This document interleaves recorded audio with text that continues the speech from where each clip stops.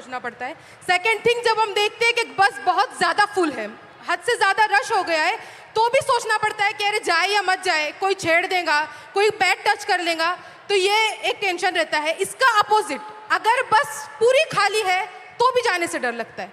मतलब आपको क्या करना है, आपको भरी हुई बस में चढ़ना नहीं है, आपको खाली बस में चढ़ना नहीं।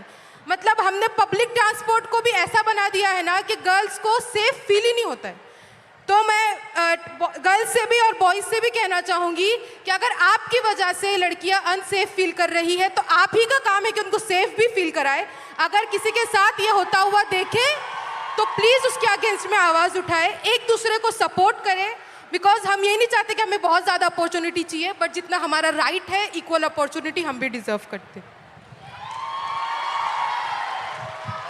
हेलो राहुल जी, मैं आपको सबसे पहले बताना चाहूँगी कि मैं सुबह से मुझे बहुत बुखार है, लेकिन उसके आगे की बात ये है कि मैं जो मांजरी में पिछले 10 दिनों से भूख हड़ताल चल रहा है, जो मेरे भाई बहन जो अनशन पर बैठे हैं, वहाँ से मैं आई हूँ। तो मुझे कहाँ बैठे हैं?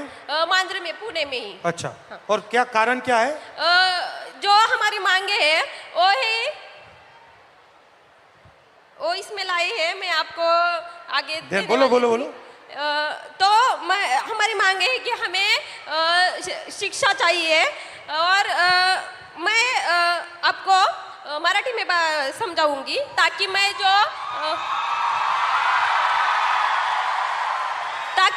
मेरी बात है वो अकेली निशा की नहीं है, वो सब ट्राइबल स्टूडेंट की है, पूरे देश की है, पूरे महाराष्ट्र की है। इसलिए मैं आपको मराठी में बात करके बताऊंगी। जो आम्ही जे उपोषणासाठी बसलेलो आहोत, आमचे भाऊ आणि त्याच्यामध्ये आमच्या 2 बहिणी देखील बसलेल्या आहेत, आणि त्यातलीच एका बहिणीची तब्येत खूप नाजूक झाली, तिला आज हॉस्पिटलमध्ये नेलंय।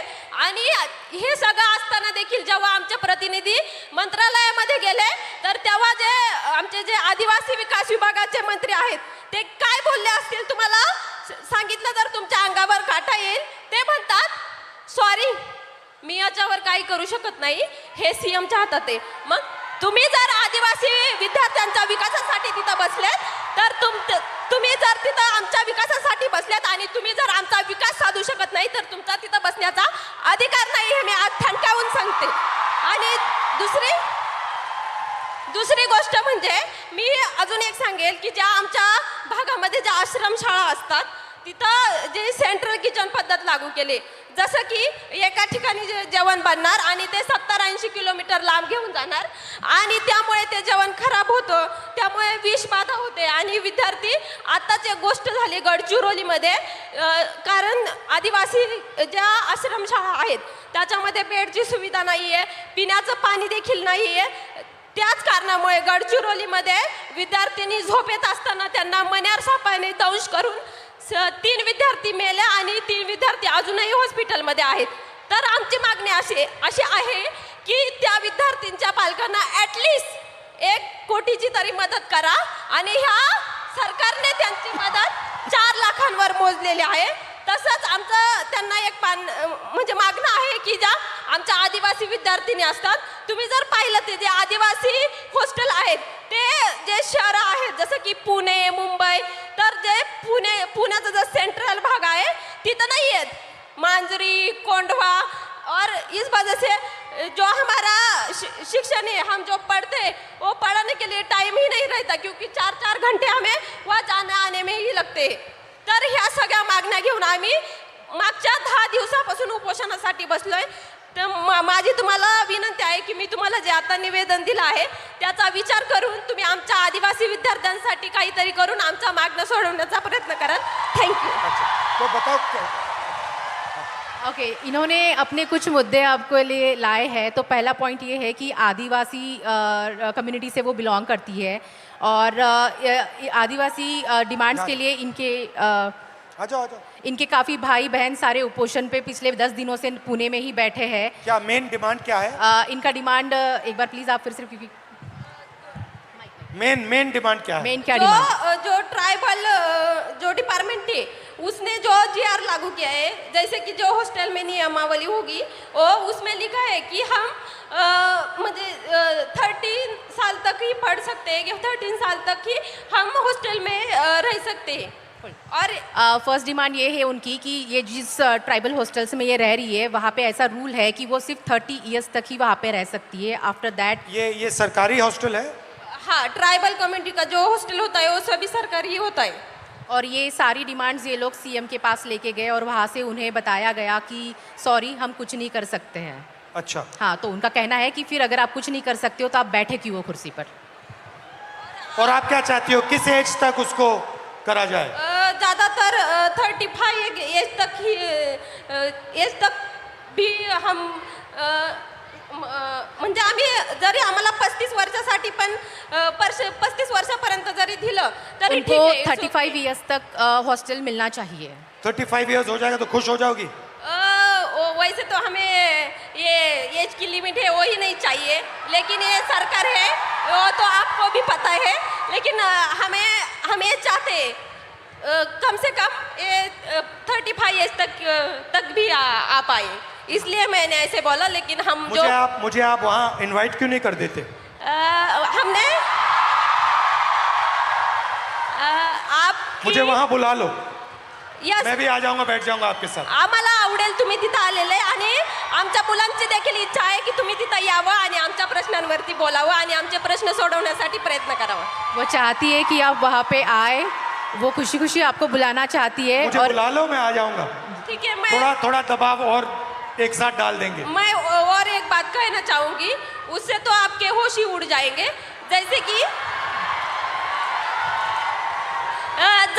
हमारे ट्राइबल हॉस्टल होते ज़्यादातर वहाँ यहाँ पुणे में गढ़चिरौली, नांदेड़, अमरावती वहाँ से जो स्टूडेंट आते हैं वो तो हर रोज़ घर नहीं जा पाते, और जुन्नर जो आंबेगांव वो तो लड़कियाँ जाकर आती है, लेकिन वो जो गढ़चिरौली के स्टूडेंट होते वो नहीं जा पाते। तो हम दिवाली में या किस छुट्टी में गए और 1 महीने से ज़्यादा वहाँ पर रहे तो वो बोलते हैं कि आप फिटनेस सर्टिफिकेट लाए, और वो फिटनेस सर्टिफिकेट क्या होता है कि हमारी प्रेगनेंसी टेस्ट की जाती है, और हम जब इस बात पे आवाज़ उठाते हैं तो वो बोलते हैं कि आपको 1 महीने में, आप शांति से सुनिए क्योंकि ये बात बहुत ही गंभीर है। मैं कहना चाहूँगी कि हम जब उनको पूछते हैं कि ये क्या है, ये क्यों करना है, तो वो बोलते हैं आपको 1 महीने में आपको जानलेवा बीमारी हुई तो, और किस संसर्गजन्य बीमारी हुई तो मैं क्या कहना चाहती हूँ उन प्रशासन को कि आपकी जो स्कूल है, जो आश्रम शाला है, प्राइवेट स्कूल है, सभी स्कूलों में जो 24 घंटे एक नर्स क्यों नहीं रख पाते। थैंक यू, बहुत अच्छा लगा। मुझे बुला लो, मैं आ जाऊंगा, ठीक है? Thank you. तो डिसरिस्पेक्ट की बात करते हैं, लोग क्या कहेंगे। पहली स्लाइड में हमने आपको फिजिकल वायलेंस की बात बताई, रेप की बात बताई, हिंसा की बात बताई, मगर शर्म के कारण 99% of sexual violence cases, rape cases, molestation cases ये अनरिपोर्टेड जाते हैं। तो वो जो 6% का आंकड़ा है वो एक्चुअली सच्चा आंकड़ा नहीं है, सच्चा आंकड़ा उससे बहुत ज्यादा है, मगर शर्म के कारण अनरिपोर्टेड जाते हैं। 84% महिलाओं को काम करने के लिए परमिशन लेनी पड़ती है, और final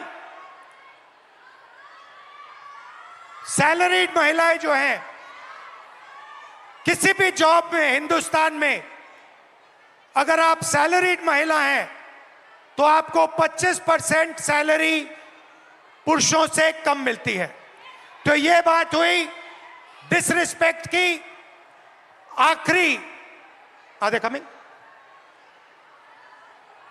hello, Before we move on, sir, there is someone very, very special who's joining us here today. okay, okay. And sir, Bhojpuri गानों से political satire भी करती हैं. Neha Rathod ji is Hello. here. So How Neha are you? Rathod Nice ji, to please see you. join us.